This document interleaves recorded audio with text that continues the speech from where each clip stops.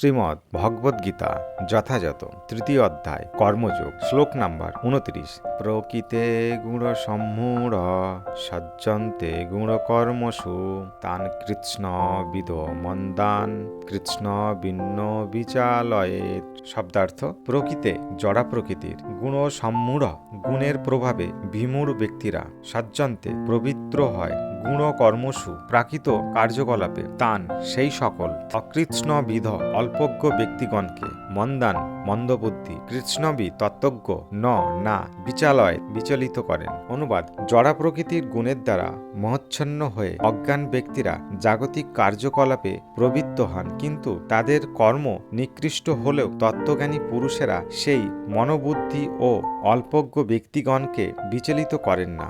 তাৎপর্য: যারা অজ্ঞানতার অন্ধকারে আচ্ছন্ন তারা তাদের জড়সত্তাকে তাদের স্বরূপ বলে মনে করে, তার ফলে তারা জড় উপাধির দ্বারা ভূষিত হয়। এই দেহটি জড়া প্রকৃতির উপহার। এই জড় দেহের সঙ্গে যারা গভীরভাবে আসক্ত তাদের বলা হয় মন্দ, অর্থাৎ তারা হচ্ছেন আত্মতত্ত্বজ্ঞান রহিত অলস ব্যক্তি। মূর্খ লোকেরা তাদের জড় দেহটিকে তাদের আত্মা বলে মনে করে। এই দেহটিকে কেন্দ্র করে যে সমস্ত মানুষের সঙ্গে তাদের সম্পর্ক গড়ে উঠেছে তাদেরকে তারা আত্মীয় বলে।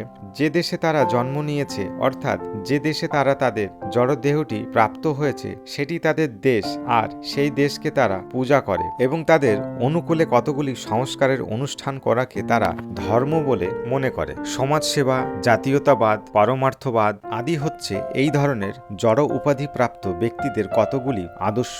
এই সমস্ত আদর্শের দ্বারা অনুপ্রাণিত হয়ে তারা নানা রকম জাগতিক কাজে ব্যস্ত থাকে। তারা মনে করে ভগবানের কথা হচ্ছে রূপকথা, তাই ভগবানকে নিয়ে মাথা ঘামাবার মতো সময় তাদের নেই। এই ধরনের মোহচ্ছন্ন মানুষেরা অহিংসা নীতি আদি দেহগত হিতকর কার্যে ব্রতী হয়, কিন্তু তাতে কোনো কাজ হয় না। পারমার্থিক জ্ঞান অর্জন করে যারা তাদের প্রকৃত স্বরূপ আত্মাকে জানতে পেরেছেন তারা এই সমস্ত দেহ সর্বস্ব মানুষদের কাজে কোনো রকম বাধা দেন না। পক্ষান্তরে তারা নিঃশব্দে তাদের পারমার্থিক কর্ম ভগবানের সেবা করে চলেন। যারা অল্পবুদ্ধি সম্পন্ন তারা ভগবত ভক্তির মর্ম বোঝে না, তাই ভগবান শ্রীকৃষ্ণ উপদেশ দিয়েছেন তাদের মনে ভগবত ভক্তির সঞ্চয় করার চেষ্টা করে অনর্থক সময় নষ্ট না করতে। কিন্তু ভগবানের ভক্তরা ভগবানের চাইতেও বেশি কৃপালু, তাই তারা নানা রকম দুঃখ কষ্ট সহ্য করে, সমস্ত বিপদকে অগ্রাহ্য করে, সকলের অন্তরে ভগবত ভক্তির সঞ্চার করতে